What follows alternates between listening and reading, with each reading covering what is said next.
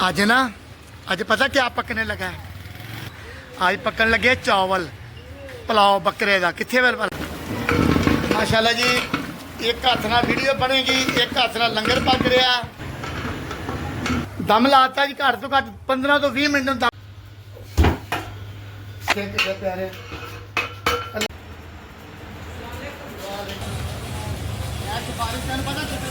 हाँ जी लंगर मिल गया। लंगर है आपको हैं आज। बिस्मिल्लाहिर्रहमानिर्रहीम। मैं मम्मा दा मेन माशाल्लाह जी अरसा 6 साल तो जिस तरह के हॉस्पिटल का लंगर चलता है। चंद दोस्त नाल ने जिन्हों की बदौलत लंगर पक रहा है। तो अज जुमेरात का दिन है। अज लंगर पकन लगा जी बकरे के गोशे की बिरयानी जां पुलाव अल्लाह खैर। माशाल्लाह देखें इतने बच्चे सपारे कराने पढ़ते बच्चों का अजे टाइम नहीं होया। बच्चे माशाल्लाह आने ने 5 बजे। जिंदगी का साथी मेरा सरमाया यदी बदौलत अल्लाह ने भाग लाए ने। अल्लाह ताला हर किसी को ऐसे तरह भाग लाई रखे। आमीन जी। लंगर की तैयारी करने हैं अल्लाह खैर। गोश्त पाता जी अल्लाह खैर की अग बालने हैं। लंगर का काम है जी अल्लाह के राह का काम है।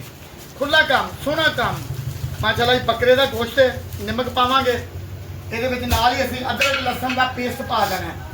ये बनाएगी चटनी अदरक लसन हरी मिर्च चटनी तैयार करके फिर असी लंगर पकाना।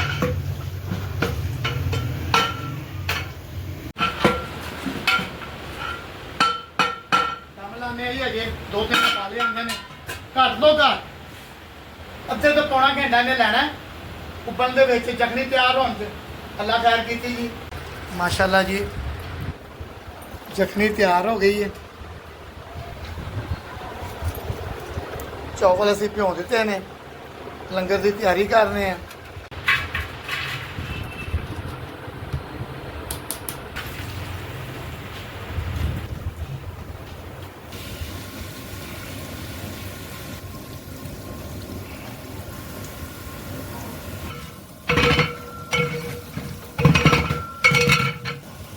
अच्छा जी चखनी पाने माशाल्लाह जी छोटे गोश्त का पुलाव।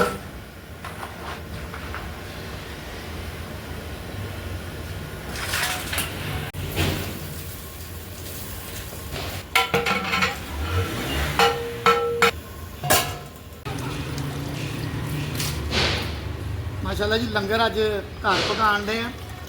बर्तनों की थोड़ी जी तंगी होंगी सारे घरों के फिर बर्तन उहो जे होंगे ना। इस तरह फिर 1-2 पानी धोवांगे। मौसम जी साउन भादरों निकल गया। गर्मी फिर दोबारा शुरू हो गई है। खैर ड्यूटी तो ड्यूटी है ना, ड्यूटी तो देनी है ना। गर्मी हो या सर्दी हो जो भी हो ड्यूटी लगी है। माशाल्लाह 6 साल की लगी है। जिन्नी देर जिंदगी कोशिश है वो करते रहेंगे। जिन्नी देर अल्लाह की मंजूरी तो करते रहेंगे। अल्लाह खैर जीते रहें बसते रहें खुश रहें।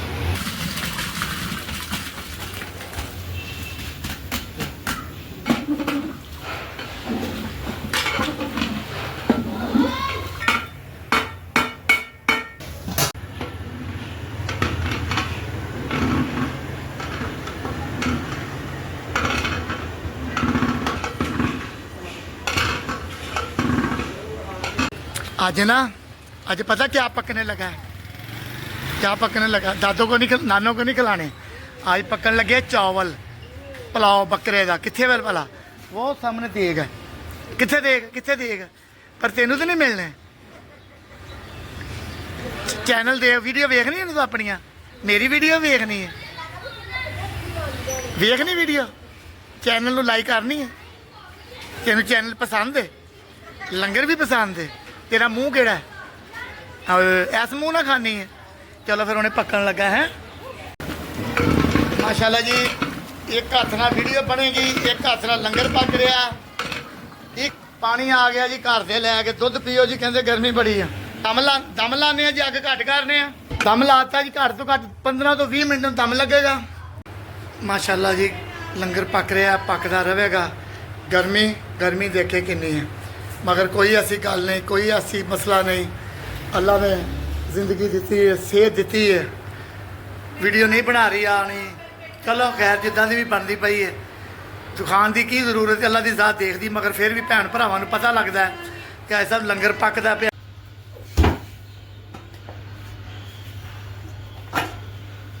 ਮਾਸ਼ਾਅੱਲਾ ਜੀ, ਚਾਵਲ ਦੇਖੇ ਕਿੰਨੇ ਪਿਆਰੇ, ਕੱਲਾ ਕੱਲਾ ਚਾਵਲ ਹੋ ਗਿਆ ਜੀ।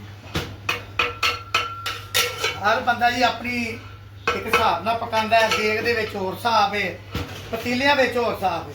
ਮਾਸ਼ਾਅੱਲਾ ਅਸੀਂ ਜਿਹਦੇ ਚ ਵੀ ਅੱਲਾ ਨੇ ਦਿੱਤੀ ਤਾਕਤ ਹੁਨਰ ਦੇਖੇ ਇਹ ਮਾਸ਼ਾਅੱਲਾ ਚਾਵਲ ਦੇਖੋ,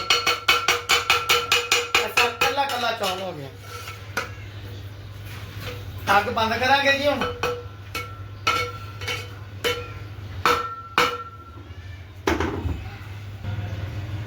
ਮਾਸ਼ਾਅੱਲਾ ਬਹੁਤ ਮਜ਼ੇਦਾਰ ਜੀ।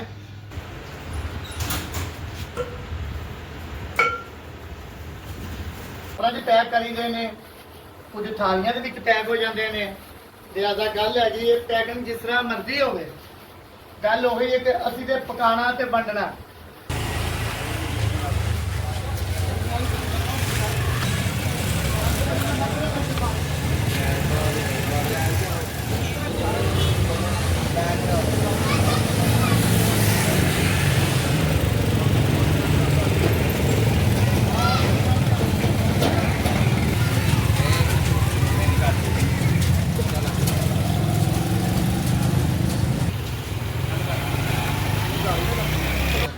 माशाल्लाह देखें जी लंगर, हाँ हाँ दो दो दही जाओ दही जाओ दही जाओ। कितनी रह गई, चले गए मदरसे?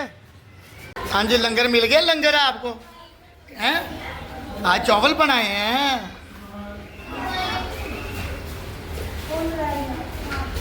माशाल्लाह जी बच्चों को छुट्टी हो गई।